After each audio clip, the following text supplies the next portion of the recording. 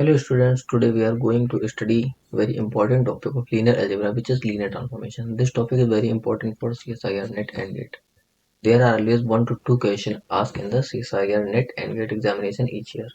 So let's discuss this topic. First of all, we will study what is linear transformation. Linear transformation. So do you know about it? So let T. Do you know about vector space? So I assume that you already studied vector space. If you have not studied vector space, you can see my previous topics. So let T from VF to WF. देखिए यहाँ पे जो V है वो हमारे पास एक यानी कि फर्स्ट वेक्टर स्पेस है और जो W है वो एक दूसरे टाइप का वेक्टर स्पेस है। ठीक है, तो हमने मान लिया कि यहाँ से T हमारे पास क्या है, एक मैप है VF से WF में। So T is a map from VF to WF है ना, इज मैप, इसी में हम लीनियर ट्रांसफॉर्मेशन बोलते हैं ना, इज कॉल्ड लीनियर ट्रांसफॉर्मेशन। इसको हम शॉर्ट में LT से लिख लेते हैं ना लीनियर ट्रांसफॉर्मेशन को। तो हमने इसको लीनियर ट्रांसफॉर्मेशन कब बोलेंगे, इफ इट सेटिस्फाइज, है ना, प्रॉपर्टीज।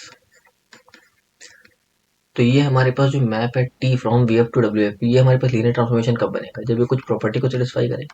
तो सिंपल से याद करो इसको, यहाँ पे हमारे पास 3 प्रॉपर्टी है। तो जो हमारी पहली प्रॉपर्टी है वो क्या है, जो पहली प्रॉपर्टी हमारी है वो है कि इसको क्या होना चाहिए, T ऑफ 0 इक्वल टू 0 होना चाहिए। यानी कि हमारे पास अगर हम 0 वेक्टर लेते हैं तो उसकी जो इमेज आनी चाहिए वो 0 आनी चाहिए। जो सेकेंड प्रॉपर्टी है वो क्या होती है कि अगर हम यहाँ से कोई u और b दो वेक्टर को ऐड करें और उसकी हम कह लें उसके ऊपर ट्रांसफॉर्मेशन अप्लाई करें, यानी कि T of u plus B लें, तो हमारे पास आना चाहिए TU प्लस TV, जो कि हमारी डेफिनेशन बोलती है, इसका नाम ही है लीनियर ट्रांसफॉर्मेशन। ठीक है, तो अगर हम इसके ऊपर एडिशन के ऊपर जब ट्रांसफॉर्मेशन को अप्लाई करेंगे तो ये लीनियरली डिस्ट्रीब्यूट हो जाना चाहिए। ठीक है, ये सेकंड प्रॉपर्टी है। थर्ड क्या होती है, थर्ड है कि अगर हम कोई, देखो यहाँ पे हमें ये बात याद रखनी है, यू और बी कहाँ से बिलोंग कर रहे हैं, फॉर ऑल, है ना, या लिख सकते हैं for all u comma v belongs to vector space VF। ठीक है, और थर्ड प्रॉपर्टी हमारी क्या होती है कि अगर हम T ऑफ अल्फा यू लेते हैं। अब तुम्हारा क्वेश्चन ये होगा कि अल्फा कहाँ है, ये अल्फा कहाँ से आ गया। ठीक है, तो अल्फा कोई हमारे पास स्केलर है, तो हमारे पास क्या है, T of alpha u equal to क्या आ जाएगा, अल्फा बाहर आ जाएगा और यहाँ पे आ जाएगा T ऑफ यू, वेयर यहाँ पे अल्फा क्या है, अल्फा बिलोंग करता है किसके अंदर से, फील्ड से। देखो जो भी स्केलर्स होते हैं वो हमेशा कहाँ से बिलोंग करते हैं, स्केलर जो होते हैं फील्ड के अंदर लिए जाते हैं। और फील्ड क्या है, हमारी जो एफ लिख रहे हैं यहाँ पे, एफ हमारी फील्ड है। तो अल्फा कोई फील्ड से होगा, जैसे कि फील्ड हो सकती है रियल हो सकती है, कॉम्प्लेक्स नंबर हो सकती है ना, या रेशनल इरेशनल नंबर की फील्ड हो सकती है, जो भी होगी। ठीक है, तो हमारे पास यहाँ पे जो यू है वो कहाँ से है, यू फिर से हमारे पास कहाँ से है, वी से है। तो अगर ये तीन प्रॉपर्टी को सेटिस्फाई करता है तो हम क्या बोलेंगे कि हमारे पास क्या है, एक लीनियर ट्रांसफॉर्मेशन टी मिल जाएगा। ठीक है, तो टी हमारा एक लीनियर ट्रांसफॉर्मेशन होगा। अच्छा, अब मैं क्या कर सकता हूँ, देखो इन तीन प्रॉपर्टीज की जगह हम सीधे सीधे एक प्रॉपर्टी चेक कर सकते हैं, कौन सी है ना, वेरी इंपॉर्टेंट है कि हम चेक कर सकते हैं if T of alpha u plus beta of v is equal to कितना आ जाए, alpha of T u plus beta of T v. ठीक है, तो हम क्या बोलेंगे, then T is linear transformation. Simple सा बोल सकते हैं। देखो बात वही है, यहाँ भी अल्फा और बीटा क्या है, स्केलर है ना, अल्फा बीटा क्या है, स्केलर है, यानी कि फील्ड से बिलोंग करेंगे, और यू और वी क्या है, वेक्टर है, जो कि हमेशा कहाँ से बिलोंग करता है, वी एफ से, है ना, वेक्टर स्पेस। ये बात समझ में आ गई, तो लीनियर ट्रांसफॉर्मेशन हो गया। अब देखो लीनियर ट्रांसफॉर्मेशन जो सबसे पहली इंपॉर्टेंट प्रॉपर्टी, सबसे पहले तुम्हें इसको चेक करना है। अगर ये सेटिस्फाई नहीं कर रहा है तो लीनियर ट्रांसफॉर्मेशन बन ही नहीं सकता है। अगर ये कर रहा है तो फिर आगे चेक करेंगे। अब जैसे कि अगर मैं क्वेश्चन यहाँ पे दूँ, देखो ठीक है, तो अगर हमने मान लो कि एक क्वेश्चन लिया, सिंपल सा, बहुत ही आसान है।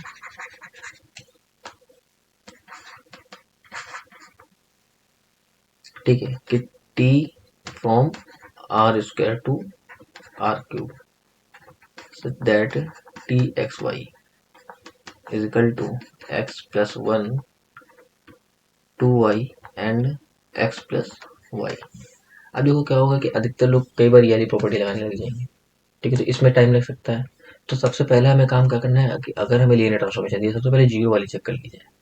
तो हम देख सकते हैं जीरो वाली जैसी प्रॉपर्टी यहाँ पे लगाऊंगे तो टी ऑफ, देखो जीरो वेक्टर के क्या मतलब है, यहाँ पे वो जीरो वेक्टर की बात करता है, जीरो लिखा जाता है मतलब वो जीरो वेक्टर होता है, यानी कि 0,0 लिखोगे तो यहाँ कितना आ जाएगा 1 0, एक्स की जगह क्या रखोगे 0 और वाई की जगह 0, तो यहाँ आ जाएगा 1 और यहाँ आ जाएगा 0, यहाँ आ जाएगा 0। देखो ये क्या है, not equal to 0 0 and 0, so this is not linear transformation, है ना, नॉट लीनियर ट्रांसफॉर्मेशन। ठीक है, तो इस तरीके से लीनियर ट्रांसफॉर्मेशन को चेक किया जा सकता है यहाँ से। और एक बात हमेशा याद रखो कि कभी भी अगर तुम्हें कोई लीनियर ट्रांसफॉर्मेशन इस तरह से दिया जाए R square to R defined T of x comma y is equal to mod of 2x minus 3y। ठीक है, तो कभी भी मॉड फंक्शन देखते हो इस तरह का, ठीक है, कि तुमसे दे रहा है T of x is equal to mod of x, तो ये कभी भी लीनियर ट्रांसफॉर्मेशन होंगे ही नहीं। ठीक है, जो भी मॉड फंक्शन होते हैं वो लीनियर ट्रांसफॉर्मेशन नहीं बनाएंगे। क्यों नहीं बनाएंगे, इसको चेक करो, क्यों नहीं होगा, है ना।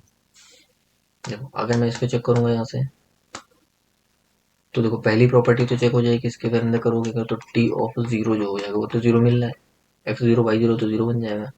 अब इसके ऊपर हम सेकंड प्रॉपर्टी लगाएंगे, देखो या तो तुम सेकंड लगा लो या फिर सीधे से थर्ड प्रॉपर्टी हम चेक कर लेते हैं, कौन सी, टी ऑफ एल्फा यू वाली। ठीक, ये क्या होती है, अल्फा ऑफ टी यू, जहाँ पे अल्फा कोई स्केलर है। तो सपोज हमने ये लिया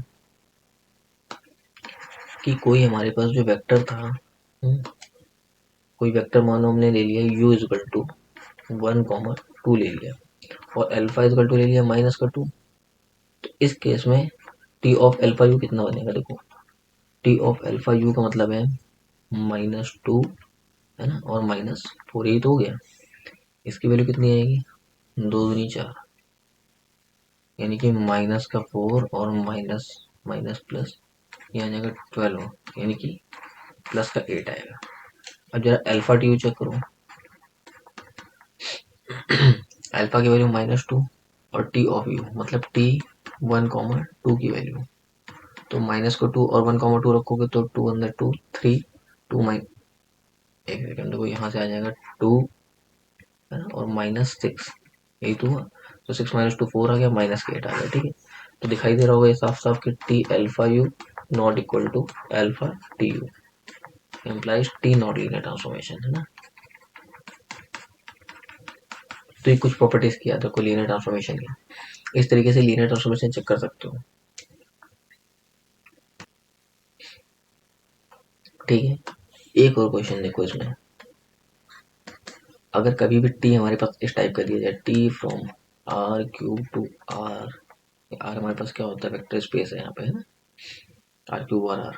ठीक है, अब कह रहे हैं कि defined by, defined as T of x y and z is equal to x square plus y square plus z square.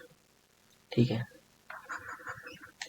अगर इस टाइप का आ जाए तब हमें चेक करना है कि है कि नहीं। तो देखो यहाँ पे अगर हम पहली प्रॉपर्टी टी 0 0 0 चेक करेंगे तो 0 बनना है। ठीक है, फिर जब हमें जो सेकंड प्रॉपर्टी इसकी जो चेक करनी है, अभी ये सोच के बताओ क्या ये बनेगा लीनियर ट्रांसफॉर्मेशन। देखो लीनियर का पहले ही मतलब होता है कि वो हमारे पास क्या होना चाहिए, एक्स वाई और जेड के फॉर्मेट में आने चाहिए, वहाँ पे स्क्वायर वगैरह नहीं होना चाहिए। तो यहाँ यही पॉसिबिलिटी दिख रही है कि नहीं बनेगा, तो हम चेक करते हैं इसको एक बार, टी ऑफ अल्फा यू वाला चेक कर लेते हैं। ठीक है, इसको अल्फा टी यू के बराबर होना चाहिए था अगर लीनियर ट्रांसफॉर्मेशन होता। तो अल्फा को हम मान लेते हैं कोई स्केलर, मान लेते हैं -2 है। ठीक है, और u को हमने मान लिया कि u इक्वल टू है कोई, है ना, अल्फा को हम कुछ भी ले सकते हैं कि अल्फा को चलो 2 ही ले लेते हैं, -2 लोगे तो भी कोई दिक्कत नहीं है, बट 2 ज़्यादा ही रहेगा। तो अल्फा इक्वल टू 2 और u इक्वल टू हमने ले लिया, मान लो यहाँ पे 1 2 एंड 3, तो क्या हो जाएगा, टी ऑफ अल्फा का मतलब हो जाएगा 2 3, एक सेकंड 2, यहाँ रहेगा 2 2 4 और यहाँ पे आ जाएगा 6। इसकी वैल्यू कितनी होगी, 2 4 6 की वैल्यू यहाँ हो जाएगी 4 + 9, 2 2 4 + 16 और प्लस 36। तो ये हमारे पास जो टोटल वैल्यू आ रही कितनी आ रही है इसकी, गलत कर दिया क्या कुछ, शायद कुछ गड़बड़ कर दिया लग रहा है। टी ऑफ अल्फा यू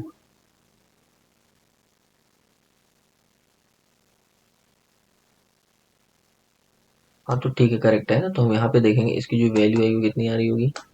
ये आ जाएगा यहाँ से 2 का स्क्वायर मतलब 4, और यहाँ 4 का स्क्वायर 16, और यहाँ 6 का स्क्वायर 36। उसको जो भी आएगी वैल्यू, ठीक है, ये देख लेते हैं। 56 आनी चाहिए ना, 36 40 50 56, ठीक है। तो अब यहाँ से हम देखते हैं टी ऑफ अल्फा यू, तो ये आ गया। अल्फा ऑफ टी यू कितना आएगा, अल्फा ऑफ टी यू का मतलब हो गया 2 आर कर देते हैं, और टी यू यानी कि टी ऑफ 1 2 एंड 3, इसकी वैल्यू कितनी आएगी। तो ये हो गया 2, और 1 2 3 की वैल्यू कितनी आ जाएगी यहाँ से, 1 का स्क्वायर 2 का स्क्वायर एंड 3 का square, that is 9 plus 4 plus 1, 9 4 plus 1 14, तो ये आ जाएगी 28, ठीक है। तो I can see they are not equal, okay.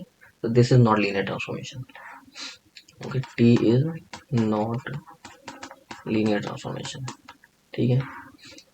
अब देखो इसके बाद अगर हम नेट वगैरह की क्वेश्चन करना चाहते हैं तो इससे तो काम बनेगा नहीं, खाली लीनियर ट्रांसफॉर्मेशन से, ये तो बेसिक डेफिनेशन है, इस पर क्वेश्चन आ जाते हैं कभी कभी।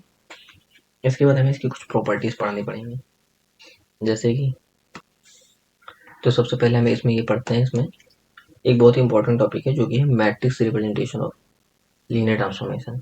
लेकिन उसके पहले दो और टॉपिक्स हैं, मतलब दो और डेफिनेशन बोल सकते हो। एक होती है हमारी रेंज स्पेस, रेंज है ना, range of linear transformation, range of linear transformation, इसको हम लिखते हैं range of T R T से। So range of linear transformation क्या है, ठीक है, इसको आर टी से लिखते हैं। तो देखो अगर हमारे पास, हम कंसीडर करते हैं कोई हमारे पास लीनियर ट्रांसफॉर्मेशन है टी, अगर टी हमारे पास वी से डब्ल्यू के अंदर क्या है, एक लीनियर ट्रांसफॉर्मेशन है, जहाँ पे वी और डब्ल्यू क्या है हमारे पास दो वेक्टर स्पेसेस है, ठीक है, over the same field, then जो हमारे पास रेंज ऑफ टी होगी, तो जो range of linear transformation T है उसको कैसे लिख सकते हैं। रेंज ऑफ लीनियर ट्रांसफॉर्मेशन का मतलब क्या हुआ, एक्चुअल में सोच के देखो जरा सा। रेंज का मतलब होता है कि जो वी के अंदर के एलिमेंट्स है ना, मतलब कि जैसे वी के अंदर किस टाइप के एलिमेंट होंगे, जो भी यू वी टाइप के, जो भी मान लेते हैं B1 B2 इस तरह के एलिमेंट होंगे, ठीक है। तो इनकी जो इमेज आएगी वही तो इसकी रेंज होगी, है ना। बी के अंदर के जो भी एलिमेंट है उनकी जो इमेज आती है वही तो इसकी रेंज बनेगी। तो रेंज ऑफ लीनियर ट्रांसफॉर्मेशन का मतलब हो गया कि set of all the elements T of v such that v belongs to v, है ना। तो इसको हम क्या बोलते हैं, रेंज ऑफ लीनियर ट्रांसफॉर्मेशन, ठीक है। तो ये डेफिनेशन तुम्हें बेसिक सी है, ज़्यादा कुछ है नहीं। तो जो लीनियर ट्रांसफॉर्मेशन की रेंज है वो हमारी क्या है, T v, v belongs to v. अब अगर हम देखें तो ये हमारे पास, जैसे कि वी हमारा एलिमेंट कहाँ का था, वी के अंदर का था, तो ये जो हमारे पास टीवी है वो कहाँ बिलोंग करता है। तो हम टीवी को इस तरीके से मान सकते हैं कि ये डब्ल्यू के अंदर का कोई एलिमेंट होगा, इस टाइप से, है ना। वेयर जो डब्ल्यू है वो कहाँ से बिलोंग करता है, डब्ल्यू के अंदर से। तो रेंज ऑफ लीनियर ट्रांसफॉर्मेशन समझ में आ गया यहाँ से क्या होती है। इसको हम निकालने का तरीका भी देखेंगे। इसी में एक हमारे पास आता है null space, null space of T, null space of linear transformation इसको बोलते हैं।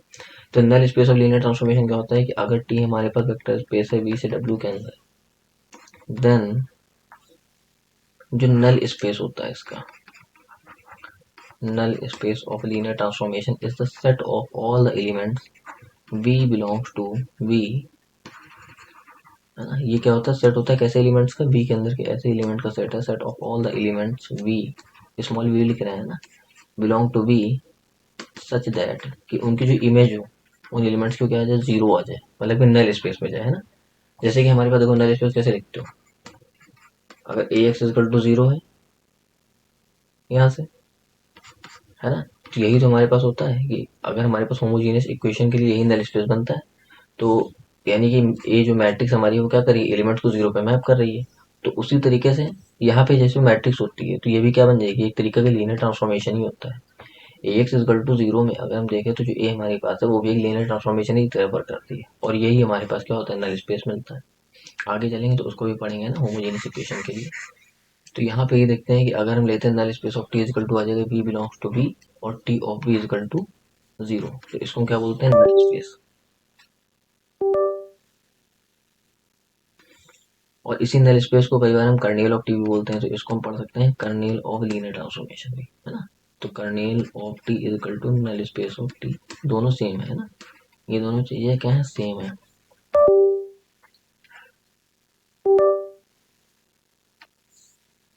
अब देखो यही से दो हमारे पास जो मेन डेफिनेशंस या फिर कह सकते हो कि हमारे पास दो मेन डेफिनेशन ही बोल लो जो भी है, जिनको हम बोलते हैं रैंक और नलिटी। ठीक है, रैंक नलिटी थ्योरम वगैरह सुनी होगी ना।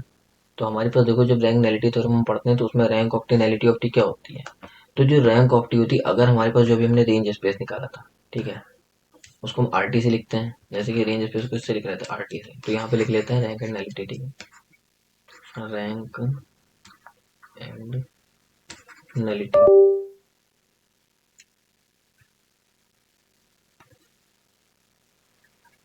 Rank and nullity of linear transformation. ठीक है, तो हमने कहा कि जो भी हमारे पास डायमेंशन होगी किसकी, रेंज स्पेस ऑफ टी को, रेंज स्पेस ऑफ टी है उसकी जो भी डायमेंशन होती है उसको हम क्या बोलते हैं, रैंक ऑफ लीनियर ट्रांसफॉर्मेशन।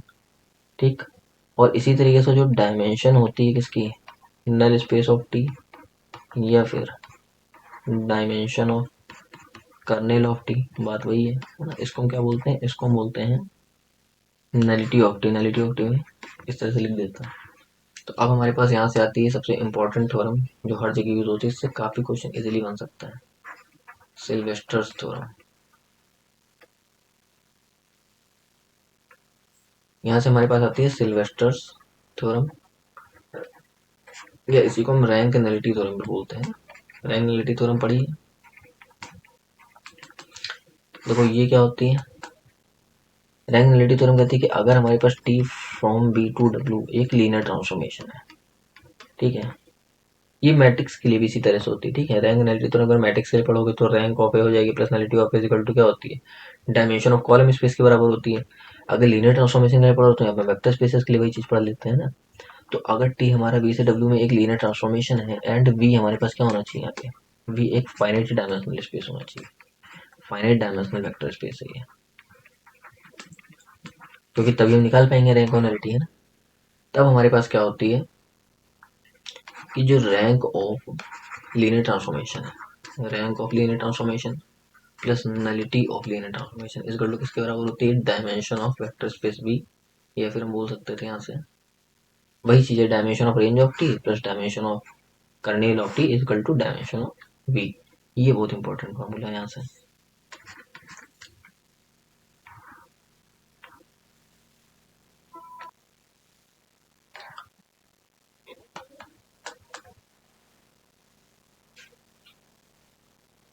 ठीक है, तो अब हम देख सकते हैं इसी में बहुत ही इंपॉर्टेंट, ये चीज बहुत इंपॉर्टेंट है ना, क्या है कि हमें पढ़ना है यहाँ से इन्वर्टिबल लीनियर ट्रांसफॉर्मेशन। यहाँ पे दो और टाइप के होते हैं, सिंगुलर और नॉन सिंगुलर लीनियर ट्रांसफॉर्मेशन। तो इनको भी देख के पढ़ सकते हो, इनके सिंपल सी डेफिनेशन है, जैसे कि तुमने मैट्रिक्स में पढ़ा है कि अगर हमारे पास कोई मैट्रिक्स है उसका डिटरमिनेंट क्या होता है, जीरो होता है, तब वो क्या बनती है, सिंगुलर बनती है ना, ऐसे ही तो होता है। और अगर मैट्रिक्स का जो डिटरमिनेंट है वो नॉन जीरो है तो मैट्रिक्स कैसी बनेगी, नॉन सिंगुलर बनती है। ठीक है, ऐसे ही होता है। तो अगर हम लीनियर ट्रांसफॉर्मेशन को देखो, एक्चुअली हम क्या कर सकते हैं कि जो भी हमारे पास linear transformation T from B to W दिए होते हैं, अब इस चीज को आगे समझेंगे ना। तो अगर मान लो कि इसकी डायमेंशन हमारी m और इसकी डायमेंशन, या फिर हम कह रहे हैं कि इसकी डायमेंशन हमारी n है और इसकी डायमेंशन w की डायमेंशन m है, तो हम लीनियर ट्रांसफॉर्मेशन टी को एक m क्रॉस n की मैट्रिक्स के फॉर्म में लिख सकते हैं, यानी कि जो डायमेंशन w की होगी उसको पहले लिखा जाता है ना, m क्रॉस n की मैट्रिक्स, m क्रॉस n की मैट्रिक्स के फॉर्म में लिख सकते हैं। ठीक है, तो इसका मैट्रिक्स रिप्रेजेंटेशन बना के भी हम सिंगुलर और नॉन सिंगुलर बता सकते हैं। तो अगर कभी भी देखो मैट्रिक्स का डिटरमिनेंट जीरो होता है तो इसका मतलब क्या होता है कि मैट्रिक्स की जो रैंक है वो क्या है, उसकी कॉलम जो नंबर ऑफ कॉलम वेक्टर्स हैं उसमें उनसे कम होनी चाहिए।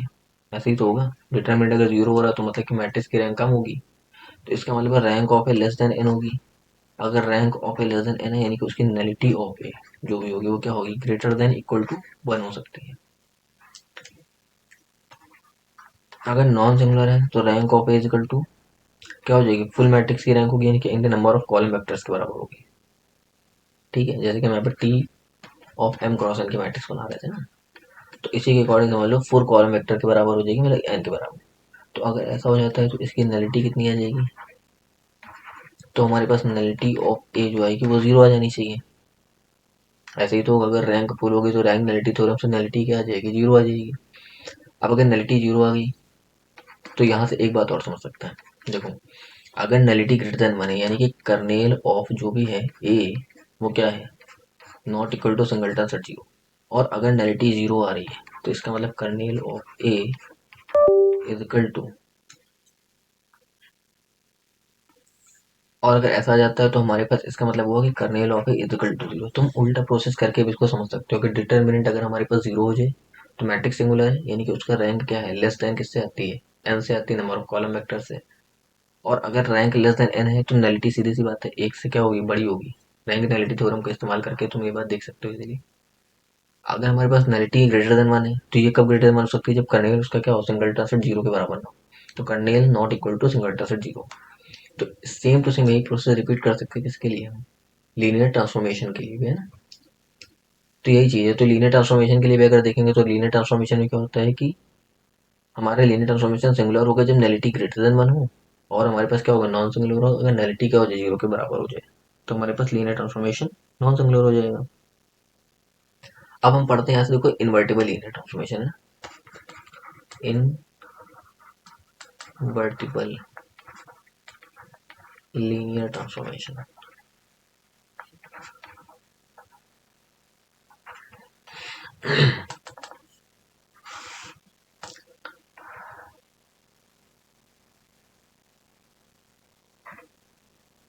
देखो इन्वर्टिबल लीनियर ट्रांसफॉर्मेशन क्या होता है, जैसे कि हमारे पास कोई हमने लीनियर ट्रांसफॉर्मेशन लिया। देखो हमेशा लीनियर ट्रांसफॉर्मेशन जो होगा वो एक वेक्टर स्पेस से दूसरे वेक्टर स्पेस के ऊपर डिफाइन होगा। अब ये भी हो सकता है कि वी और डब्ल्यू दोनों सेम हो जाए, या फिर वी और डब्ल्यू दोनों डिफरेंट डिफरेंट हो, ऐसा भी हो सकता है। ठीक है, तो अगर हमारे पास कहता है कि T from v to W is linear transformation, then it is invertible, it is invertible if and only if and only if को हमेशा ये वाले साइन से लिखा करो, है ना। इफ एंड ओनली इफ लिखोगे तो उसमें वो फीलिंग नहीं आती है। इफ एंड ओनली इफ का मतलब होता है कि दोनों तरफ से कंडीशन है, कि अगर हमारे पास लीनियर ट्रांसफॉर्मेशन इन्वर्टिबल है तो इधर वाली कंडीशन सेटिस्फाई होगी, और ये वाली कंडीशन सेटिस्फाई हो रही है तो लीनियर ट्रांसफॉर्मेशन इन्वर्टिबल होना चाहिए। तो T from v to W is a linear transformation, then it is invertible if T is 1 1 onto linear transformation, है ना। मतलब कि टी जो हमारे पास कैसा होना चाहिए, इंजेक्टिव प्लस सर्जेक्टिव यानी कि बाइजेक्टिव हो जाता है, तो हमारे पास टी एक बाइजेक्टिव लीनियर ट्रांसफॉर्मेशन होना चाहिए। तो अगर टी जो है 1 1 ऑन 2 है तो हमारे पास टी कैसा होगा, इन्वर्टिबल लीनियर ट्रांसफॉर्मेशन होगा। अब देखो अगर हमारे पास 1 1 ऑन 2 है तो इसके लिए अब हम यहाँ से कुछ प्रॉपर्टीज लिखेंगे इसकी, कि किसके इक्विवेलेंट है ना। ये डेफिनेशन जो अदर्स के इक्विवेलेंट है ये बहुत इंपॉर्टेंट है। एक से रिलेट करके दूसरी पूछ लेते हैं, क्वेश्चन बनेंगे नहीं इतनी आसानी से। तो तुम अगर एक बार इसको समझ लोगे तो क्वेश्चन आसानी से बना सकते हो। जैसे कि पहली प्रॉपर्टी देखो, कहता है कि इफ, देखो टी इज लीनियर ट्रांसफॉर्मेशन, अगर टी हमारे पास क्या लीनियर ट्रांसफॉर्मेशन किसके ऊपर, ऑन फाइनाइट डायमेंशन। ठीक है, फाइनाइट डायमेंशन वेक्टर स्पेस के ऊपर, देन फॉलोइंग कंडीशन जो होती हैं इक्विवेलेंट होती हैं एक दूसरे के, है ना। फॉलोइंग आर इक्विवेलेंट, मतलब एक कंडीशन से दूसरी कंडीशन को इम्प्लाई कर सकते हैं, है ना। ये चीज बोल सकते हैं कि एक कंडीशन दूसरी को इम्प्लाई करेगी। कौन कौन सी कंडीशन है, देखो ए लिख लेते हैं पहले। देखो कह रहे टी इज नॉन सिंगुलर, इसका क्या मतलब हुआ, अगर टी हमारे पास नॉन सिंगुलर इसका मतलब क्या हुआ, देखो हमने क्या बताया था, अगर टी हमारे पास मैट्रिक्स जो है यानी कि लीनियर ट्रांसफॉर्मेशन हम लेके चल रहे हैं, जैसे मैट्रिक्स में बताया था सेम टू सेम वही कर लो तुम। टी अगर नॉन सिंगुलर है इसका मतलब क्या है कि डिटर्मिनेंट ऑफ जो भी टी का मैट्रिक्स रिप्रेजेंटेशन होगा, अगर उसको मैट्रिक्स के फॉर्म में लिखे तो उसका डिटर्मिनेंट क्या होगा, नॉन जीरो होगा। और अगर डिटर्मिनेंट ऑफ टी मान के चलो, या फिर हम बोल रहे हैं कि टी का अगर मैट्रिक्स रिप्रेजेंटेशन को ए से रिप्रेजेंट कर दें तो ए का जो डिटर्मिनेंट आएगा वो कैसा हो जाएगा, नॉन जीरो होगा। और नॉन जीरो डिटर्मिनेंट का मतलब क्या है कि रैंक ऑफ टी जो होगी वो क्या होगी, लेस देन एन होगी। Rank of T less than n है यानी नलिटी ऑफ टी क्या है, ग्रेटर देन इक्वल टू 1 है, implies kernel of T not equal to 0। ये बहुत इंपॉर्टेंट है ना, कि अगर टी नॉन सिंगुलर है तो कर्नेल ऑफ टी कैसा होना चाहिए, नॉन जीरो होना चाहिए। दूसरी बात क्या है, टी कैसा होगा, टी वन वन होगा। टी वन वन कब होता है, टी वन वन तब होता है जब हमारे पास क्या हो जाए,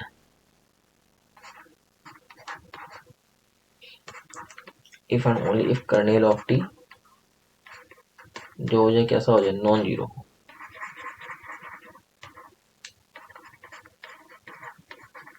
ठीक, देखो यहाँ पे क्या हुआ ना, यहाँ पे बहुत बड़ी मिस्टेक कर दी है। अभी देखो हमने क्या बताया था कि अगर हमारे पास जब डिटर्मिनेंट होता है नॉन जीरो, ठीक है, ऐसी ही मिस्टेक वहाँ पे जल्दबाजी में गई, लीनियर अलजेब्रा ऐसे ही है ना, पढ़ोगे और भूल जाओगे। तो यहाँ पे देखो गलती ये कर दी कि अगर हमारे पास डिटर्मिनेंट जो है वो कैसा हो जाए, नॉन जीरो है, तो रैंक फुल होती है हमेशा। ऐसे ही तो होता है कि वेक्टर्स हमारे लीनियरली इंडिपेंडेंट हो जाएंगे और रैंक हमारी हो जाएगी फुल। अगर रैंक हमारे पास फुल हो जाएगी तो नलिटी क्या हो जाएगी, नलिटी ऑफ टी हो जाएगी हमारी जीरो। ठीक है, तो अगर रैंक ऑफ टी फुल हो जाती है तो नलिटी जीरो हो जाएगी। तो टी वन वन कब होता है, टी वन वन तब होता है जब हमारे पास कर्नेल ऑफ टी क्या आ जाए, इक्वल टू हो सिंगलटन सेट जीरो के। ये फिर कह सकते हो ये सेम है किसके, कि नलिटी ऑफ टी हमारे पास क्या होनी चाहिए, जीरो के बराबर होनी चाहिए और रैंक फुल होनी चाहिए, तब टी वन वन होगा। ठीक है, टी इज ऑन टू, ये सब सिमिलर है एक दूसरे के, है ना। डी क्या है, ये कह सकते हो दोनों को कंबाइन करके लिख सकते हैं कि टी जो हो जाएगा, क्योंकि वन वन भी ऑन टू है तो T is one one and onto, T जो है वन वन ऑन टू दोनों है। फिर क्या है, नलिटी ऑफ टी जो होती है हमारे पास जीरो के बराबर होती है। और कहता है कि जो इमेज है, image of every linearly independent set है, image of every linearly independent set is linearly independent, linearly independent। ठीक है, तो कहते हैं कि इमेज जो लेंगे हम एवरी इंडिपेंडेंट सेट की वो लीनियरली इंडिपेंडेंट ही होगी। ठीक है, तो हमारे पास ये प्रॉपर्टी है किसके लिए, इन्वर्टिबल लीनियर ट्रांसफॉर्मेशन के लिए। सभी इसमें कठिन कुछ नहीं है, देखो इसमें कुछ भी डिफिकल्ट नहीं है। ध्यान से समझोगे तो टी अगर वी से डब्ल्यू में लीनियर ट्रांसफॉर्मेशन था then it is invertible if and only if T is one one and onto. देखो अब इसकी प्रॉपर्टीज अगर हम पढ़े तो सिंपल सिंपल वही है ना, कुछ है नहीं इसमें। टी लीनियर ट्रांसफॉर्मेशन था on a finite dimension vector space, then following equivalent हो जाएगी। टी अगर नॉन सिंगुलर है तो डिटर्मिनेंट नॉन जीरो और रैंक ऑफ टी फुल हो जाएगी, नलिटी जीरो हो जाएगी। यही सेम कंडीशन किसको इम्प्लाई, क्योंकि देखो हमने यहीं से देखा कि नलिटी अगर जीरो है तो कर्नेल ऑफ टी क्या होगा, जीरो होगा, तभी तो इसकी डायमेंशन लोगे तो नल स्पेस बन जाएगी, नलिटी बन जाएगी और वो जीरो के बराबर। फिर टी हमारे पास ऑन टू होगा, T one one and onto होगा और image of every linearly independent set linearly independent है। ठीक, अब देखो कई बार एमसीक्यू में इस टाइप का आ सकता है कि जैसे कि हमने मान लिया कि अगर हम इस तरीके से लें, लेट लेट हमने मान लिया कि टी हमारे पास है कि वी से डब्ल्यू में क्या है, let T from v to W एक लीनियर ट्रांसफॉर्मेशन है ना, is linear transformation and S जो है वो उल्टा है, यानी कि डब्ल्यू से वी के अंदर एक लीनियर ट्रांसफॉर्मेशन है। ठीक है, डब्ल्यू से वी में एक लीनियर ट्रांसफॉर्मेशन है। सो कह रहे हैं कि अगर हम एस लेंगे, एस ऑफ टी है ना, जैसे कि एस ऑफ टी लिखते हैं ऐसे, एस ऑफ टी, या फिर हम इसको डायरेक्टली कभी कभी ऐसे भी दे सकते हैं, वो एस टी है ना, दोनों सेम चीजें हैं, चाहे तुम ऐसे लिख लो, यानी कि ये लिख सकते हो एस ऑफ टी, या फिर लिख सकते हो और है ना, या फिर हम एस टी भी लिख सकते हैं ऐसे, तो सेम ही चीज है।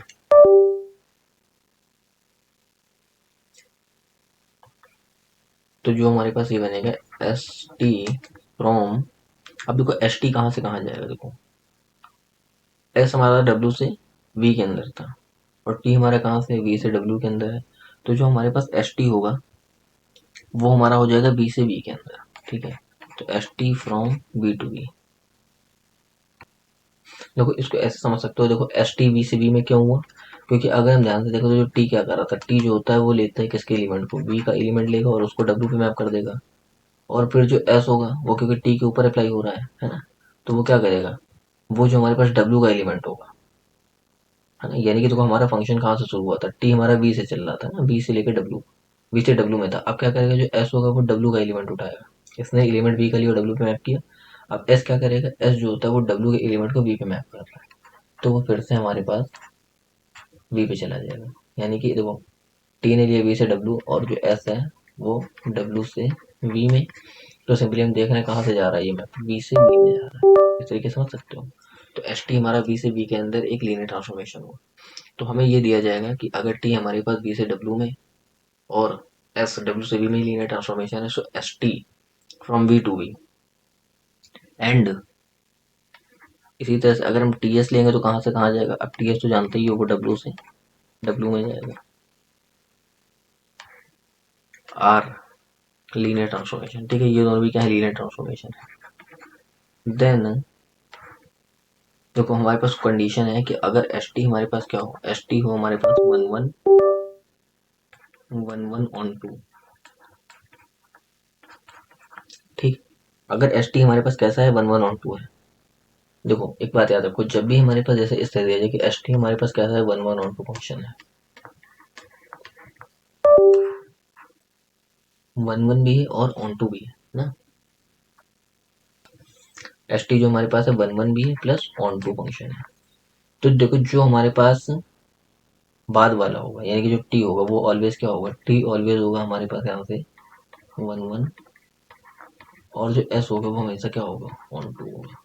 उल्टा हो जाए, जैसे 1 1 ऑन 2 होता है तो हमारे पास जो टी होगा वो बाद वाले 1 1 बनेगा और एस हमेशा ऑन 2 हो जाएगा। तो अगर एस टी 1 1 ऑन 2 फंक्शन है तो क्या हो जाएगा, टी इज 1 1, है ना, एंड एस इज ऑन 2।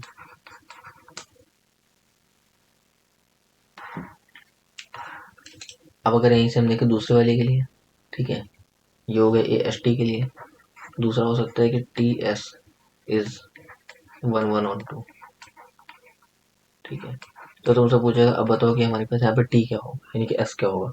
अब यहाँ पे देखो जब टी एस हमारे पास, हमने बोला कि अगर हमारे पास टी और एस लिखा है, यानी कि टी ऑफ एस लिखा है इस तरह से, और ये हमारे पास बोला है 1 1 ऑन 2, 1 1 ऑन 2, इसका मतलब क्या होगा, एस जो हमारे पास बाद वाला होगा वो हमेशा 1 1 बनता है, ठीक है, और जो पहले वाला होता है वो हमेशा ऑन 2 बनेगा। तो यहाँ से क्या आ जाएगा, S is 1 1 and t is on 2। तो कभी कभी क्या होगा कि इस जो भी हमारे पास दोनों डेफिनेशन है इनके लिए क्या करेगा, ये थोड़ी सी इसकी लैंग्वेज चेंज कर देगा। लैंग्वेज चेंज करने वाला क्या है कि अगर हमारे पास यहाँ पे जैसे कि एस टी 1 1 ऑन 2 है, तो अगर एस टी 1 1 ऑन 2 है इसका मतलब क्या हुआ, देखो हमने अभी पढ़ा रखा था थोड़ी देर पहले, क्या पढ़ा था कि अगर कोई हमारे पास जैसे कि फंक्शन जो है या फिर linear transformation, if T is 1 1 on 2, 1 1 and on 2, if and only if T is invertible, है ना, यानी कि अगर टी इन्वर्टिबल है तो टी 1 1 ऑन 2 होगा, और अगर टी 1 1 ऑन 2 है तो टी इन्वर्टिबल हो जाएगा, ठीक। अब इसी में एक और कंडीशन को ऐड कर लो कि अगर टी हमारे पास कभी भी इन्वर्टिबल लीनियर ट्रांसफॉर्मेशन है, यानी कि अगर हम ये बोल सकते हैं कि हमारे पास टी और एस दो कोई लीनियर ट्रांसफॉर्मेशन है। अब यहीं से देखो एक और डेफिनेशन याद रखो, कौन सी, पता नहीं क्यों ऐसा ना। देखो ये क्या आ जाएगा कि अगर कभी भी हमारे पास, एक सेकंड जरा सा पैड नहीं काम कर रहा है। तो अगर हम ये देख रहे थे कि अगर हमारे पास कोई एक लीनियर ट्रांसफॉर्मेशन दिया है, तो अगर एक लीनियर ट्रांसफॉर्मेशन लेते हैं इस तरीके से, T from v to W लेते हैं, है ना, ये linear transformation T from v to W is invertible if and only if there exists a linear transformation, है ना, s from w to v, अगर वहाँ पे एग्जिस्ट करेगा एक linear transformation s from w to v such that t of s है, कहता है linear transformation t from v to w is invertible if and only if there exists a linear transformation s from w to v such that t s is equal to s of t, है ना, is equal to क्या आ जाता है, sorry, is equal to हमारे पास एक identity transformation आ जाता है, इज इक्वल टू आइडेंटिटी आ जाए तो हम बोलते हैं लीनियर ट्रांसफॉर्मेशन इन्वर्टिबल है। तो ये भी एक कंडीशन है जो कि इन्हीं के ऊपर वालों को ही रिप्रेजेंट करती है कि अगर हमारे पास कभी भी लीनियर ट्रांसफॉर्मेशन टी हमारे पास वी टू डब्ल्यू दिया है और एक linear transformation S from W to V दे रखा है, such that T S is equal to S T is equal to I दे रखा है, तो हम बोल सकते हैं कि ये हमारे पास क्या इनवर्टिबिलिटी की कंडीशन को ही इम्प्लाई कर रहा है कहीं ना कहीं, है ना। तो हो गया कि कई बार क्वेश्चन में इसको घुमा फिरा के बात वही पूछेगा, लेकिन समझने में थोड़ी सी दिक्कत होती है ना। जैसे कि अगर ये क्वेश्चन में पूछता है कि अगर हमारे पास दे रखा है मान लो एस, एक एस दे रखा है लीनियर ट्रांसफॉर्मेशन, हमने कहा let S from R n to R m is linear transformation and T जो है वो कहाँ से आर एम से आर एन में है ना, and T from R m to R n is linear transformation, मतलब कि ये दोनों हमारे पास क्या है, जैसे कि वी और डब्ल्यू वेक्टर स्पेस थे वैसे ये है ना, R linear transformation such that कहता है कि T O S is equal to क्या आता है, आइडेंटिटी ट्रांसफॉर्मेशन आ जाता है, टी ओ एस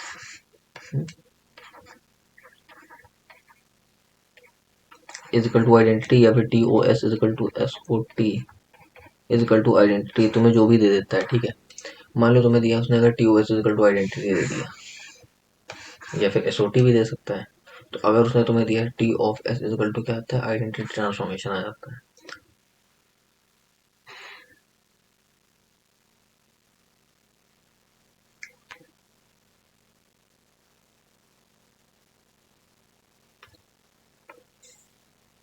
ठीक है, तो अगर हमारे पास ये दे दिया कि T O S is equal to identity है, तो जो हमारे पास एस होगा वो हमने क्या बताया था, जैसे कि पिछले ने बताया था, एस जो होगा वो क्या बनेगा और टी क्या बनेगा, टी हमेशा जो होगा पहला वाला वो ऑन टू बनता है और जो एस है वो क्या बनेगा वन वन, है ना। तो एस हमेशा वन वन बनेगा और टी ऑन टू बनेगा।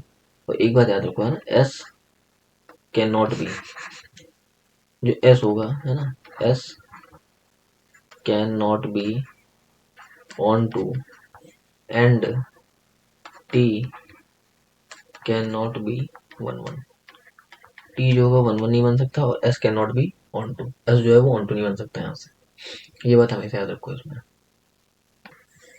और ये भी बात याद रखना कि जैसे कि वहां पे देगा कि टी ऑफ एस जो था वो आइडेंटिटी तो आया, लेकिन आइडेंटिटी कहाँ पे जा रहा है यार, तो देखो जो हमारे पास एस था वो कहाँ से आर एन से आर एम, यानी कि आर एन के एलिमेंट को आर एम पे मैप करता है, यानी कि मैप हमारा कहाँ से चल रहा है देखो इस तरह से, देखो आर एन से आर एम पे मैप कर रहा है और अब जो टी होगा उसके ऊपर फिर टी अप्लाई हो रहा है ना, ये हमारे पास क्या था, ये था एस।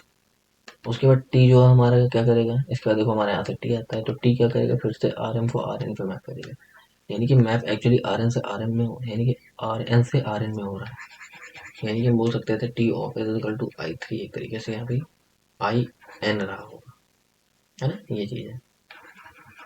एन क्रॉस एन की आइडेंटिटी मैट्रिक्स बनी होगी हमारे पास, है ना, आई एन, ये चीज़ है। तो तुमसे पूछेगा कि अब बताओ यहाँ से कि जो एस ओ टी होगा वो क्या होगा भैया, क्या एस ओ टी जो होगा वो आई एम में,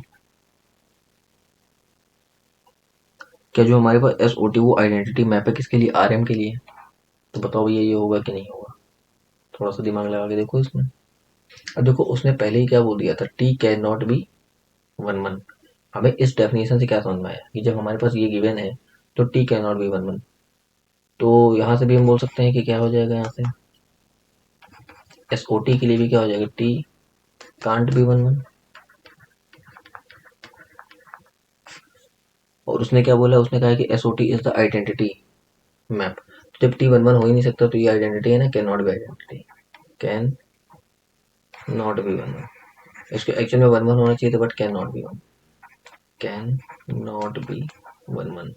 तो ये कहीं ना कहीं देखो ये कंट्राडिक्ट कर रहा है कि नहीं, देखो ये मत सोचना कि ये भी हमें गिवन है, ये गिवन नहीं है, तुमसे ये पूछेगा, ये तुम्हें गिवन है और तुमसे ये वाला ऑप्शन पूछेगा, है ना, मतलब कि टी ओ एस हमें गिवन है और तुमसे पूछ रहा है कि अब बताओ एस ओ टी क्या है, आई एम के बराबर है, तो तुम बोलोगे कि नहीं ये गलत बात है क्योंकि नहीं हो सकता, इसलिए क्योंकि हमने देखा है कि एस हमारे पास क्या हो रहा था, यहाँ से वन वन हो रहा था और टी ऑन टू हो रहा था, बट टी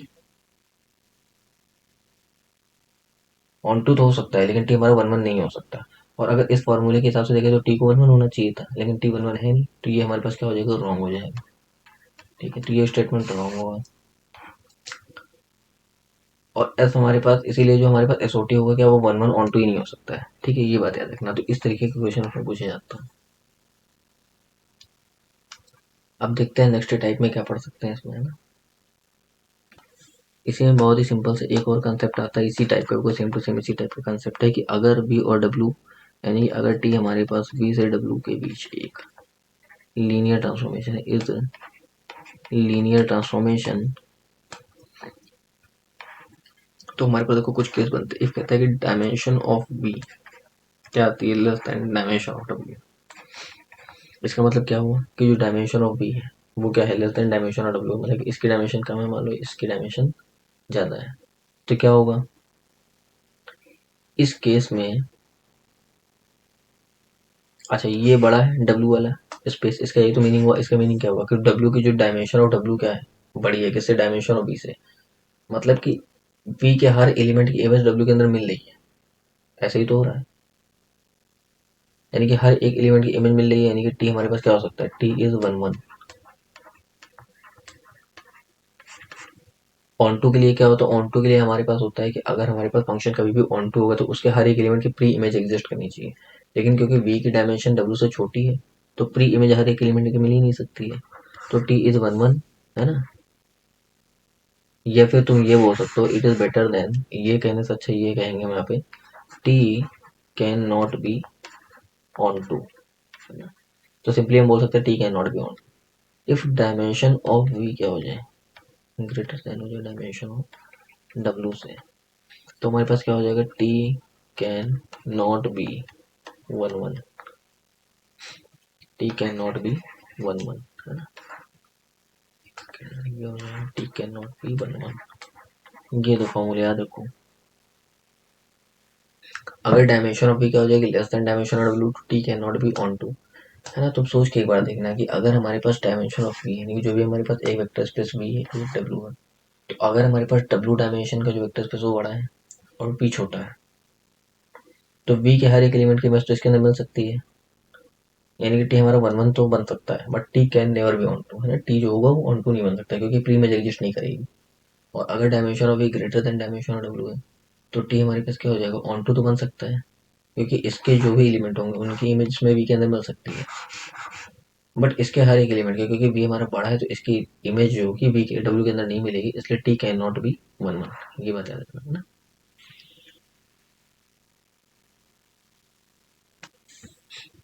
अब देखो हमारे पास लीनियर ऑपरेटर में तीन तरीके के ऑपरेटर होते हैं ना, मतलब कि होते तो कई टाइप के, मगर हम यहाँ पे तीन तरीके के जनरली पढ़ते हैं। कौन कौन सा, एक आता है हमारे पास प्रोजेक्शन, एक होता है रोटेशन, एक होता है रिफ्लेक्शन।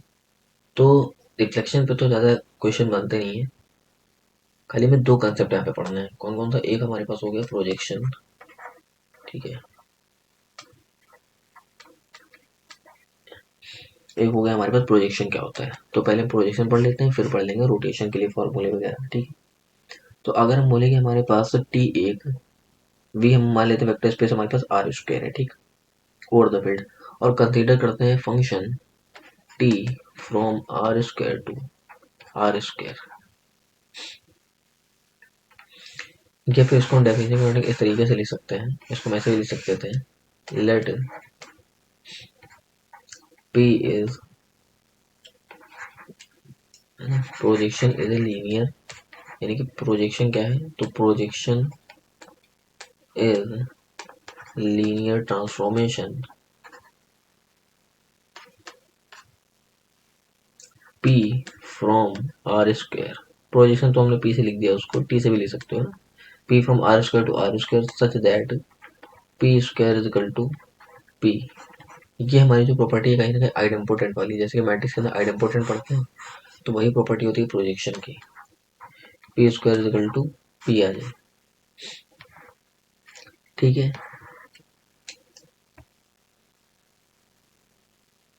तो जैसे कि हमने बोला कि अगर हम लेते हैं कि मान लेते हैं कि अगर मैं इसी को टी से रिप्रेजेंट करें, तो T is the projection of x axis along y axis, ठीक है। तो ये कंडीशन लेते हैं, कह रहे t is projection on x axis along y,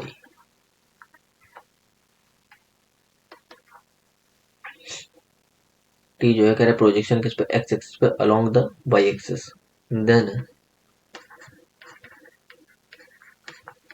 T of A B equal to क्या हो जाएगा, कहते हैं कि इन दोनों के अंदर जो भी एलिमेंट्स है इनका कह रहा है एक्स एक्सिस पे है ना, किस पे प्रोजेक्शन हो रहा है, देखो एक्स एक्सिस पे इसको प्रोजेक्ट करता है खाली वो, तो हमारे पास जो बी वाला हो जाएगा वो क्या हो जाएगा, जीरो हो जाएगा और खाली बचेगा ए, क्योंकि एक्सिस पे प्रोजेक्शन है along the y axis, y axis से अलोंग है तो ये हमारे पास जीरो हो जाएगा। इसी तरीके से अगर बोलता है कि t is projection on y axis along x axis,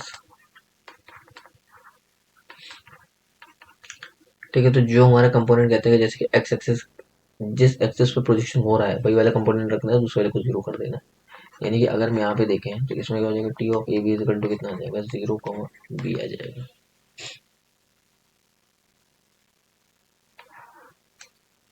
और ये दोनों लीनियर ऑपरेटर बनाते हैं। एक सी तीसरे टाइप का होता है कि अगर टी हमारे पास क्या हो, टी इज प्रोजेक्शन ऑन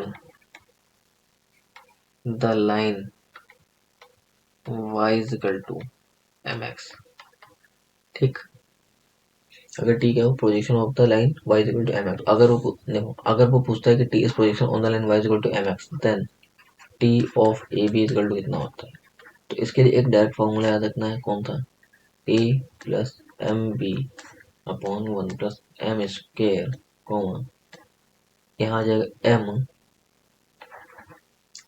ये जो हमारे पास इसके स्लोप है, ठीक है, उसको मल्टीप्लाई कर देना इधर वाले में, m a plus M B upon one plus M square, ठीक है, ये वाला फॉर्मूला लगा के हम क्या निकाल सकते हैं, इन एलिमेंट्स ए बी के लिए निकाल सकते हैं कि इसकी इमेज क्या बनेगी इधर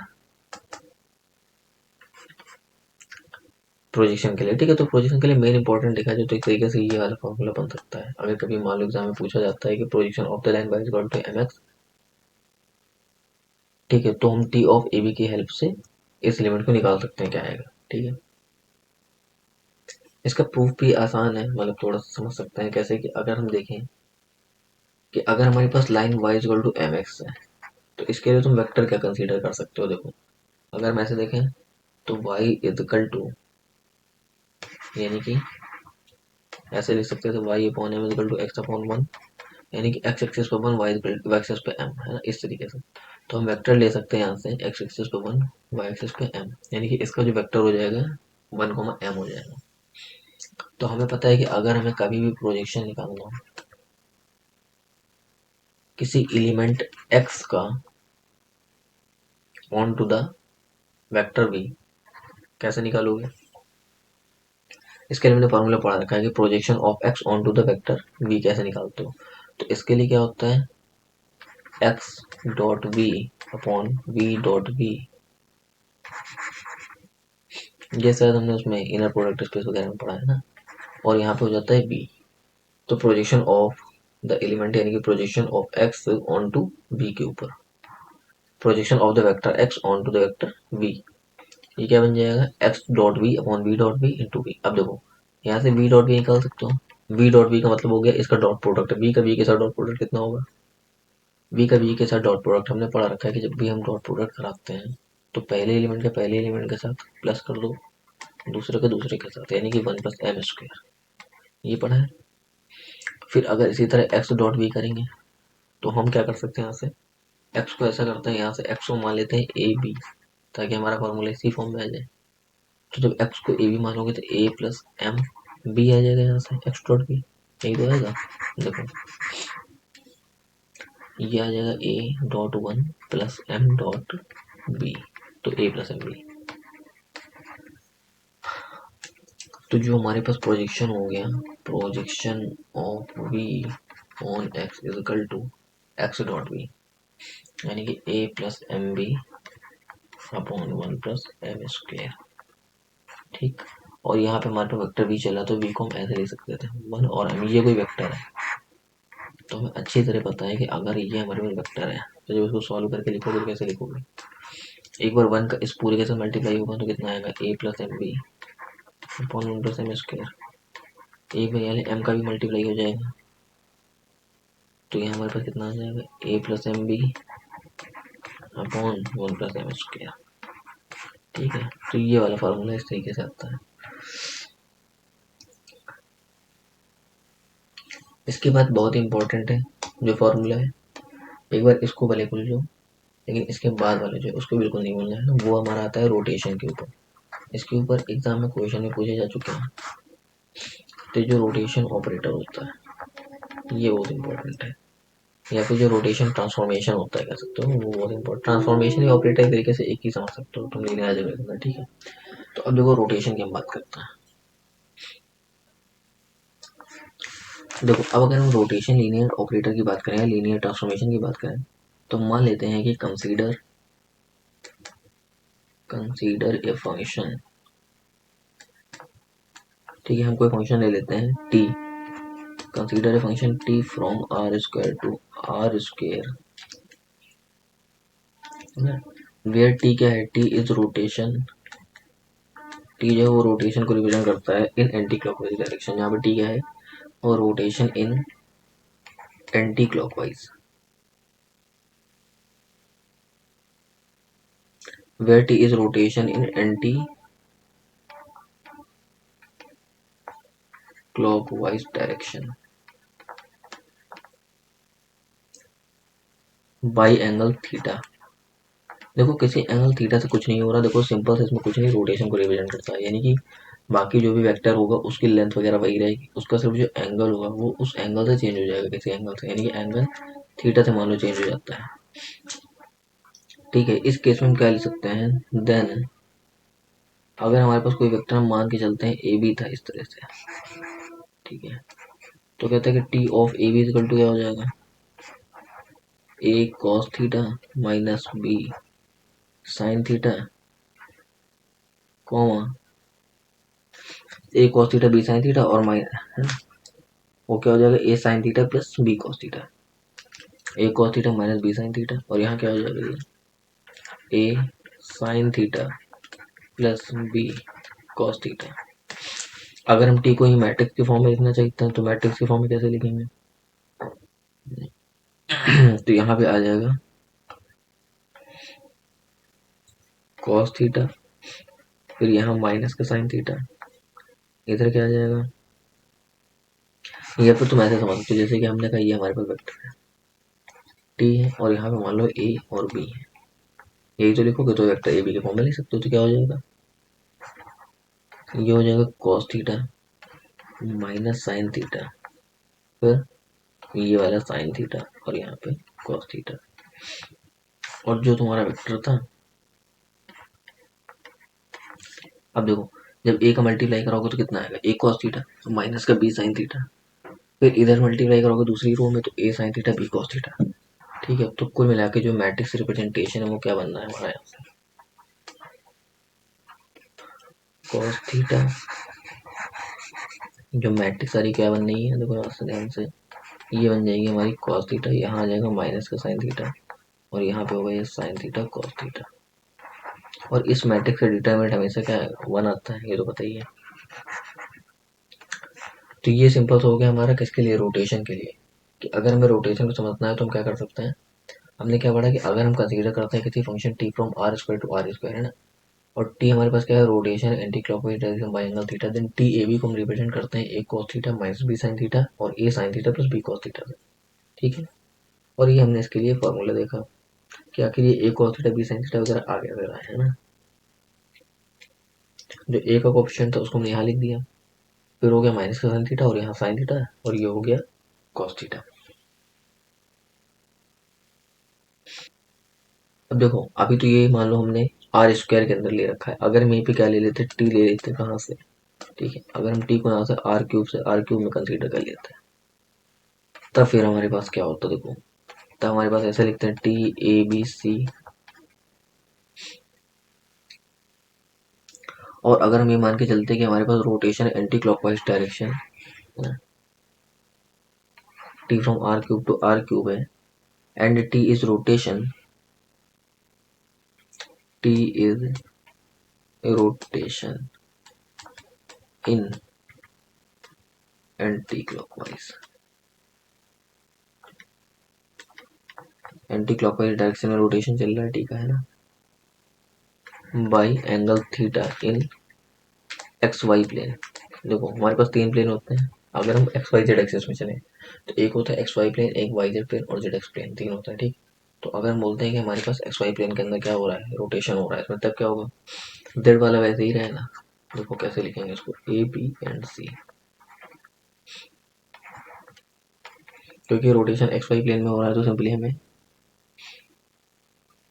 एक्स और वाई पे फोकस करना है, जेड को ऐसे ही रहने देना है। तो हमारे पास आ जाएगा A cos theta minus B sine theta comma A sine theta plus B cos theta, और कॉमा सी लिख सकता है। इसका मैट्रिक्स रिप्रेजेंटेशन कर पाओगे, देखो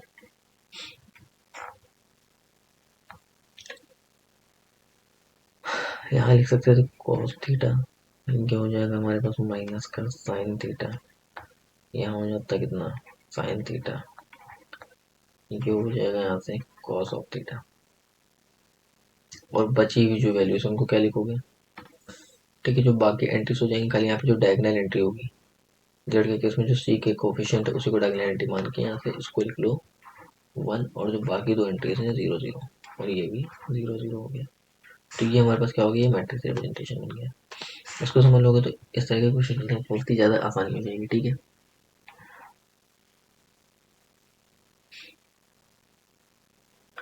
अब देखो अगर हमारे पास क्या है, अगर हम यहाँ से कुछ बहुत ही इंपॉर्टेंट फार्मूला है, जैसे कि अगर हम देखें कि जी हमारे पास कोई एक सेट है, किसका सेट है ये, टी थीटा, यानी कि all rotation from R square to R square, G is the set of all rotation from R square to R square such that, है ना, t theta of t theta, यानी कि इनमें composition एक तरीके से लग रहा है ना, टी थीटा फिर टी थीटा, इस तरह से।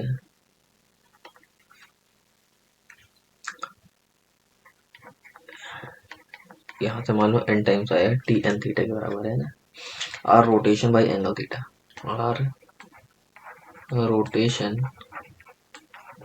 बाई एंगल थीटा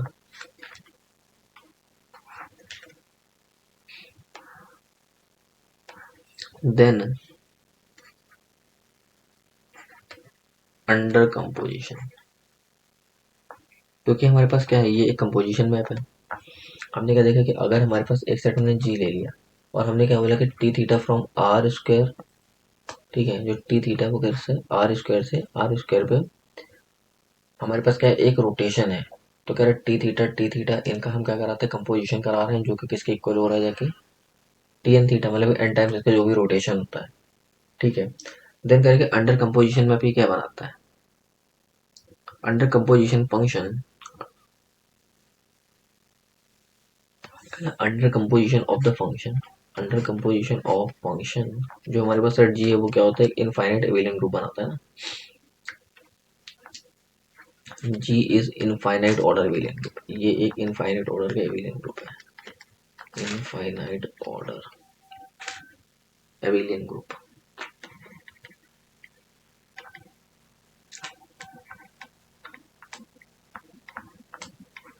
अब देखो इस क्वेश्चन में ऐसा तो है नहीं कि कोई हमें प्रूफ वगैरह करना है, तो सिंपली इसको ऐसे ही थ्योरम की तरह एक तरीके से इसको पढ़ सकते हो, क्योंकि एग्जाम में अगर इस टाइप का क्वेश्चन ऑब्जेक्टिव में मल्टीपल सेलेक्ट में आ जाता है तो फिर तुम्हें पता नहीं चलेगा, है ना, पूछ देगा कि इनफाइनाइट ऑर्डर का एबिलियन ग्रुप है नॉन एबिलियन है, तो इसलिए इस तरह के स्टेटमेंट को जरूर याद रखो हमेशा।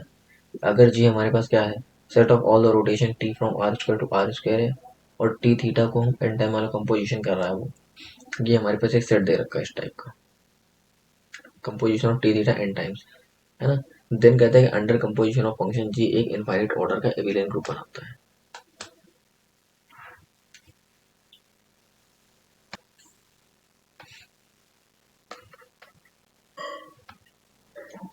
If theta is rational multiple of pi, very important, if theta is the rational multiple of pi and G R rotation by angle and करें G R rotation by angle theta such that T N theta is equal to कितना आता है आई के बराबर आ रहा है, यानी कि इसका एन टाइम्स जो भी रोटेशन वो आई के बराबर आ रहा है. This implies theta is equal to k into 360 degree upon n, या फिर सिंपली ऐसा लिख सकते हैं थीटा इज इक्वल टू के 360 अपॉन एन, या फिर इसी को मैं ऐसे लिख सकते हैं कैसे, क्योंकि 360 वैल्यू कितनी होती है 2 pi k upon n, theta is equal to 2 pi k over N आ जाता है.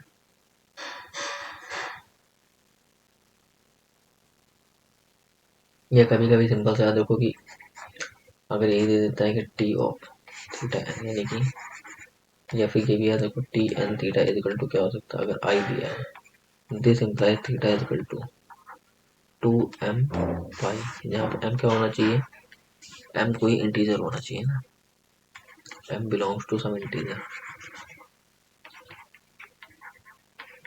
m belongs to some integer. क्योंकि देखो यहाँ से हम क्या देख रहे थे, यहाँ पे जो हमारे पास k था वो क्या था, k कोई इंटीजर था, और हमारे पास जो n होता है वो क्या होता है, n एक नेचुरल नंबर हो सकता है भाई, क्योंकि रोटेशन जो होगा किसी नेचुरल नंबर में ही करा होगा ना, एक बार दो बार रोटेशन, तीन बार या कितनी भी बार हो तो नेचुरल नंबर में होगा. तो यहाँ से जो k है वो बिलोंग करता है z और n बिलोंग्स टू n होता है, तो यहाँ पे भी m को z के अंदर मान सकता है इस तरह से. तो ये वाला फार्मूला बहुत इंपॉर्टेंट है. अब देखो जैसे कि इसको हम अप्लाई करेंगे किसी क्वेश्चन पे, तो सपोज करो हमारे पास क्वेश्चन दे रखा है, इसी पे एक क्वेश्चन आया है, ठीक है, ये क्वेश्चन दिया है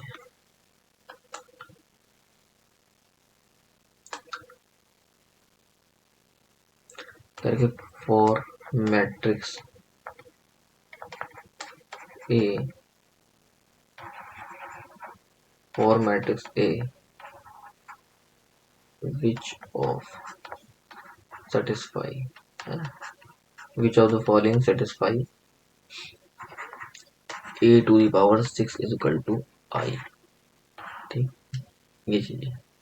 अब देखो हमारे पास चार मैट्रिक्स दी हैं, ए इज इक्वल टू क्या दे रखा है, पहली जो मैट्रिक्स है वो ये है cos of pi by 4 sine of pi by 4, फिर यहाँ पे क्या है माइनस का साइन पाई बाई 4, यहाँ पे क्या है cos पाई बाई 4, और यहाँ पे क्या है 0 0 0 0 एंड 1. ठीक, बी ऑप्शन इसी तरीके का ए इज इक्वल टू 1 0 0, ये होगा 0 एंड 0, यहाँ पे आता है cos of pi by 3 sine of pi by 3 minus का साइन पाई ओवर 3 और यहाँ पे cos ऑफ पाई ओवर 3. ठीक है, चलो इन्हीं ऑप्शन में से बताओ कौन सा कैरेक्टर है इनमें से. ठीक है, अब तुम्हें इसमें से चेक करना है, तो इसमें से कुछ समझ में आ रहा है कि आखिर ये है क्या, ये क्या दिखाई दे रहा है इसमें, ए और बी देखो. वैसे तो इस क्वेश्चन के और भी ऑप्शन है, लेकिन चलो इन्हीं में से एक आंसर है कोई. ठीक है, दो ही ऑप्शन देता हूँ, ज़्यादा कन्फ्यूज ना हो इसलिए. अब बताओ इसमें से कैसे कर सकते हो उसको. देखो हमें हमारे पास जो दे रखा है इस क्वेश्चन को, अगर तुम ए की पावर 6 लेके क्या इनका सबका क्या स्क्वायर करा करा के 6 बनाओगे क्या, तो नहीं हो पाएगा क्वेश्चन. ठीक है, तो हमें ये रिप्रेजेंट कर, देखो हमें ये पहले तो इसमें आइडेंटिफाई करना है कि क्वेश्चन है किस चीज़ का. तो ये हमें दिखाई दे रहा है साफ साफ, ये भी हमारे पास क्या है एक रोटेशन को रिप्रेजेंट करता है, और ये भी क्या करता है एक रोटेशन को ही रिप्रेजेंट कर रहा है. ठीक, हम क्या करते हैं इस मैट्रिक्स को अगर हम एक तरीके से लीनियर ट्रांसफॉर्मेशन की तरह इसको समझ लें, तो तुम क्या लिख सकते हैं, ऐसे लिख सकते हैं. हमने क्या पढ़ा है कि वहाँ पे हमने पढ़ा था t N theta equal to अगर आई हो जाए तो थीटा क्या होता है, थीटा हमारा मल्टीपल होता है किसका 2 पाई के ओवर एन का, या फिर theta equal to 2 pi m, यही तो पढ़ा था. ठीक है। अब देखो, अगर हम यहाँ से देखेंगे तो एन की वैल्यू कितनी है यहाँ पे एन, यानी कि रोटेशन कितनी टाइम हो रहा है, रोटेशन हो रहा है हमारे पास 6 टाइम रोटेट कराने का आइडेंटिटी आ रहा है, यानी कि ये चीज़ हमारी जो है ये लिखी हुई है T theta N equal to T N theta equal to I दिया हुआ है। एन की वैल्यू हमारे पास 6 है, यानी कि टी थीटा 6 इजिकल टू कितना दिया है, आई दिया है।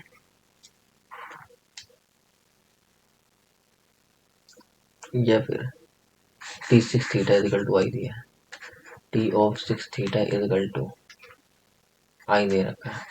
अब अगर T N theta equal to I है तो theta equal to 2 pi k over N कर दो।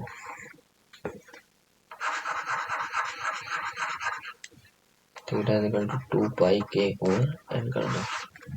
बात वही है ना, देखो theta equal to 2 pi k over N, निकालोगे इसकी वैल्यू, एन की वैल्यू कितनी है 6, तो theta equal to 2 pi over 6 into k को इंटीजर है, 2 से काटोगे तो कितना आएगा, थीटा इजिकल टू आ जाएगा पाई/3 का मल्टीपल आएगा। ठीक है, थीटा जो है पाई/3 का मल्टीपल होगा। अब इनमें आंसर देखो कौन कौन सा आंसर जो पाई/3 के मल्टीपल में चल रहे हैं। यहाँ पे देखो ये वाला ऑप्शन ठीक लग रहा है, बी वाला, वो पहले वाला गलत लग रहा है, तो बस इसी को क्या कर दो, करेक्ट कर दो।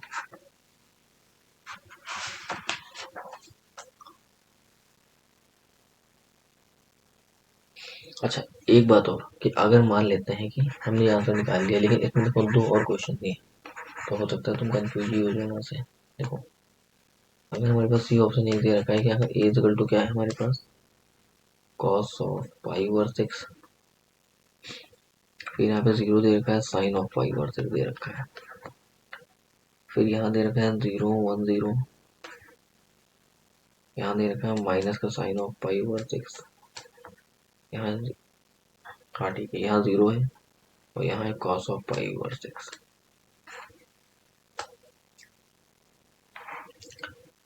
तभी भी देखो ध्यान से कि ये जो हमारे पास है ना, के को कोई भी इंटीजर वैल्यू होनी चाहिए, के कोई भी रेशनल नंबर नहीं हो सकता, लेकिन पाई/6 बनाने का मतलब क्या हुआ, अगर तुमने थीटा को यहाँ लिख दिया पाई/6 तो के की वैल्यू कितनी आ रही है, ये देखो ना यहाँ से।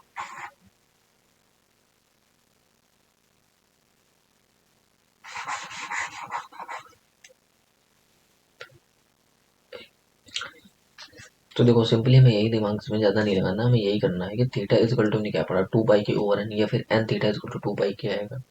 बात वही है। तो जब थीटा की तुम वैल्यू निकालोगे तो यहाँ से कितनी आएगी, 2 पाई/6, और यहाँ पे आ जाएगा पाई/3, यानी कि जो थीटा होगा वो क्या होगा, हमेशा किसका मल्टीपल होगा, पाई/3 का इंटीजर मल्टीपल होगा। समझ रहे हो, इंटीजर मल्टीपल का मतलब क्या हुआ, कैसे हो सकता है, देखो भाई के की वैल्यू क्या हो सकती है, कोई भी इंटीजर हो सकती है, के बिलोंग्स टू जेड। लेकिन अगर हम ये वाला केस लेते हैं पाई/6 वाला, तो हमारे के को क्या होना पड़ेगा, के इजिकल टू हमारे पास मान वैल्यू होनी चाहिए 1/2, तभी तो होगा, के की वैल्यू जब 1/2 होगी तभी तो यहाँ पे पाई/3 रखने पे कितना आएगा, 1/पाई/6 आएगा। इसलिए तो ये नहीं हो सकता है, के की वैल्यू इंटीजर नहीं बनेगी इस केस में, तो ये वाला ऑप्शन गलत हो गया, पहला वाला ऑप्शन भी गलत हो गया, बी वाला ऑप्शन क्या हो गया, करेक्ट हो गया। ठीक है, तो ये वाला फार्मूला इसी के लिए यूजफुल है, इस तरीके के क्वेश्चन को आसानी से इससे लपेट सकते हो बहुत तेजी के साथ। अब हम देखते हैं इसी में एक और क्वेश्चन बनता है इसी टाइप का।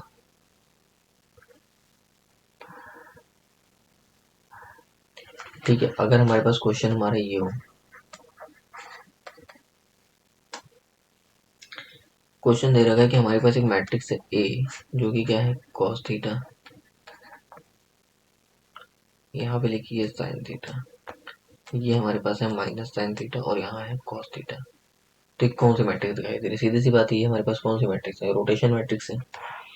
जहाँ पे कह रहा है कि थीटा क्या है, थीटा इक्वल टू हमारे पास दे रखा है इसमें 2 पाई/31,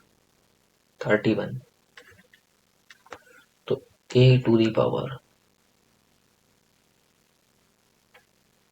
2015 बताना है। कैसे बताओगे, ये तुम्हें पता करना है, कर सकते हो। तो सिंपली वही मान देते हैं जैसे कि पहले हमने माना था, थीटा की वैल्यू बताइए, तो हमें क्या पता है, ए एन थीटा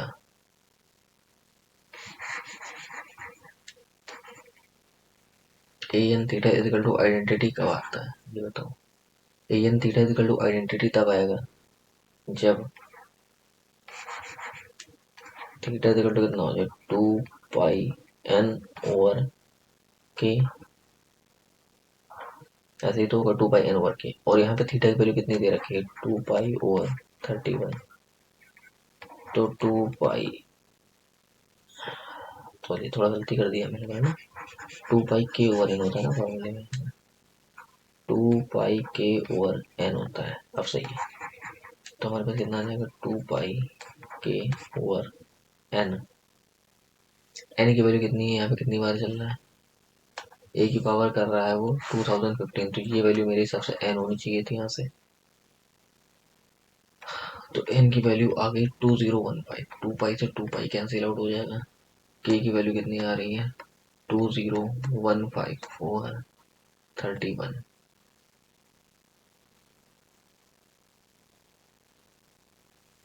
ठीक है, तो अगर हम इसको कैंसिल आउट करें तो हमारे पास कितनी बार जाएगी, लगभग लगभग 65 टाइम, यानी कि लगभग नहीं, कम्प्लीटली 65 टाइम्स जाता है। तो के की वैल्यू कितनी आ रही है 65। तो क्योंकि फुल्ली डिविजिबल हो जा रहा है, मतलब कि के हमारे पास क्या आ रहा है, ये क्या है, ये कोई भी इंटीजर नंबर है, सीधे सी बात है। तो क्योंकि फुल्ली डिविजिबल है, यानी ए की power n theta equal to हमारे क्या आना चाहिए, ए की पावर एन थीटा, यानी कि ए टू दी पावर 2015। एक कंप्लीट रोटेशन के बाद इसके बराबर आ जाएगा, एक आइडेंटिटी मैट्रिक्स बनेगी, तो ऑप्शन नंबर बी करेक्ट है। ठीक है, तो हम सिंपली क्या बोल सकते थे, इसकी वैल्यू कितनी आएगी, आई के बराबर आ जाएगी। ठीक है, यानी कि ये हमारे पास राइट आंसर है, ये आंसर है हमारे पास।